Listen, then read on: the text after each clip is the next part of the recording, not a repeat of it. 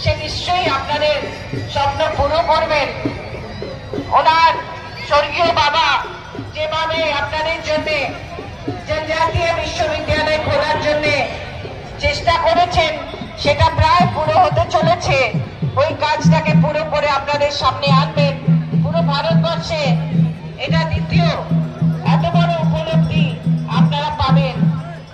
আপনাদের আমি জানি আপনারা ভাষা, সাহিত্য, সংস্কৃতি নিয়ে খুব ভাবেন, কারণ বলা হয় ঝাড়খণ্ডে নৃত্য সঙ্গীতের ব্যাপারে সঙ্গে সুসুন কাজিকে দৌড়ান, যাদের চলাই নৃত্য আর বলাই সঙ্গীত। সেই জন্য আমাদের মাননীয় মুখ্যমন্ত্রী সাহিত্য একাডেমি, ললিত কলা একাডেমি ও সঙ্গীত নাট্য একাডেমি আরম্ভ করার জন্য ক্যাবিনেট থেকে ওরা তারিখ করে নিয়েছেন।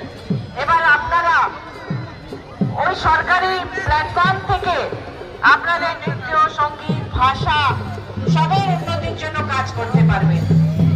আমি যখন ঝাড়খণ্ড মহিলা আয়োগের অধ্যক্ষ ছিলাম, ওই সময় বিজেপির কালে কালে আপনারা জানেন যে আমাদের ঝাড়খণ্ডের কত মহিলাদেরকে দালালরা চাকরি দেওয়ার নাম করে অন্য রাজ্যে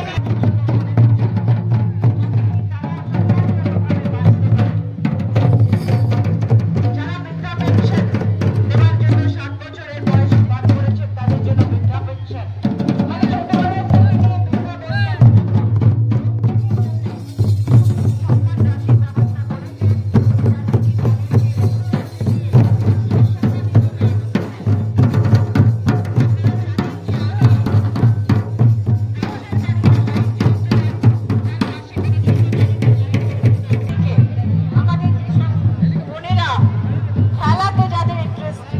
ভাইরা, যুবকরা যারা খেলতে ভালোবাসেন, তাদের জন্য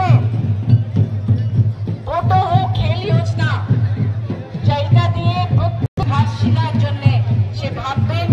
আপনারা যা চাইবেন সোমেশজিকে বলবেন, উনি জেতার পর প্রত্যেকটা জিনিস মাননীয় মুখ্যমন্ত্রীর কাছে পৌঁছাবেন, আর উনি সঙ্গে সঙ্গে